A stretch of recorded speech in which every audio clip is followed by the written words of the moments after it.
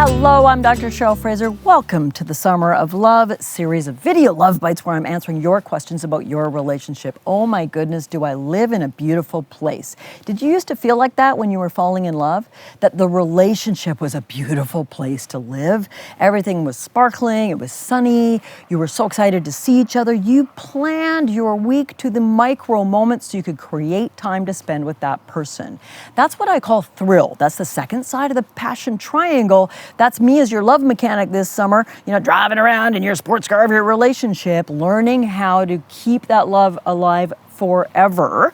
We talked last week about thrill, next week about sex and sensuality, today about thrill. Now, here's a question from Victoria. Thank you, Victoria. She says, thanks for putting all these love bites out there. Well, you're very welcome. When my husband and I started dating, physical arousal and the desire to be physical, sexual, was so much stronger. Mentally, I still want that. But physical arousal is so much more challenging. This makes me a little unconfident. What can I do? This is what I would call the loss of thrill in a relationship. Another way to talk about that is spontaneous sexual desire. Thrill or spontaneous sexual desire is what Victoria is talking about. Almost all of us had in the beginning months of our relationship. We did not have to try to be turned on at the groin and heart level. As we go on, she goes on to say that my husband is my favorite person. So they've got a lot of intimacy, great connection. They're in love, they're happy. She's not looking to stray or anything like that. But how can I get that physical spark in me back? So how do you get the thrill back in your relationship? Well, the first thing I want to teach you is, believe it or not, the thrill has never left. It just feels like it's left. What do I mean by that? Well, today's obviously a beautiful sunny day, but I live in the Pacific Northwest, so at any moment, all this sun could be completely covered up by gray, ugly, depressing looking clouds. Well, they're kind of beautiful too. We need the water.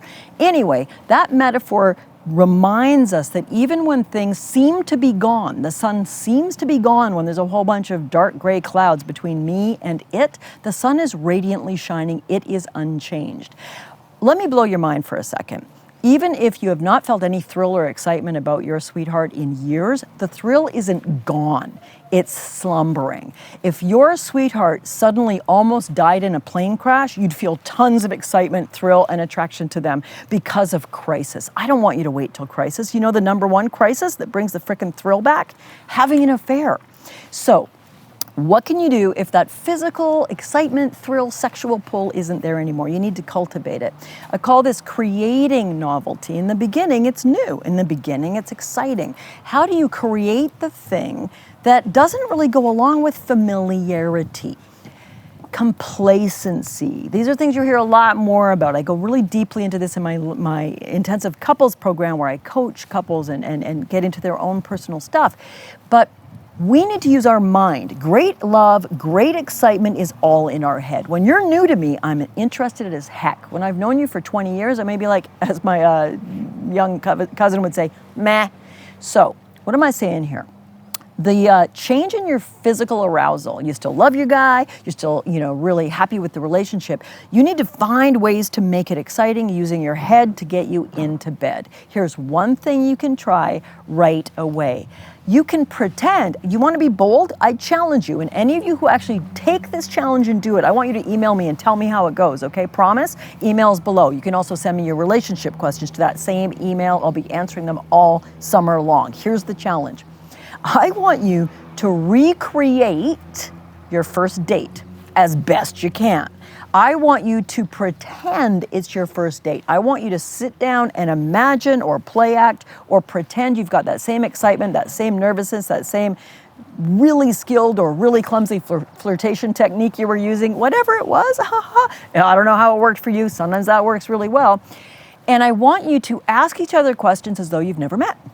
So, what do you do? Where'd you grow up? What was your childhood? Tell me your relationship history. What do you think led to the demise of your last relationship? How much of it was your fault? How much of it do you blame on them? That's a great question to ask, by the way, because if they're all about, I was perfect and they weren't, that's a bit of a pink flag. Anyway, and then pretend, whether you did or didn't, that you went and had wild, fantastic sex the night of your first date. Go home and pretend. Most of you are going to be too chicken to do this. All of you can do it. Doesn't matter if you feel awkward. Doesn't matter if you laugh uncomfortably. Just pretend. Okay, pretend they've never touched you before. Pretend it's the first time. This is the beginnings of a training of what I also call mindful sexuality, or getting your head in the game. Because in this moment, everything is brand new. I've been to this particular marina, this particular area, I don't know, probably hundreds of times over my life since I was a very small child. We used to keep our own boat in this same marina.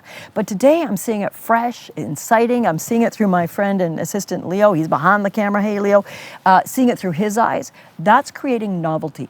Novelty is how thrill thrives. So that's just a taste. And I know it's not enough, and it didn't solve your problem. The number one problem people who are happy in their relationship have is what Victoria just asked me. I love him, I'm happy, she's great, I don't want to leave her, so much is good, but where's the thrill? So there's a little taste. More coming your way. Next week, we're going to talk about sensuality and eroticism. If you know someone who might benefit from this teaching, please forward them the Love Bite. They might find they want to sign up and follow along. That's great. Remember, I know I said it, I'm saying it again. Send me your own questions. Your own unique relationship is very important to me, and I'm going to take these questions, as many as I can, and deliver the goods for you in this summer of love. I will see you next week, where I'll be talking about one of the many eroticism, sensuality, and sex questions that have come in. Okay, bye for now.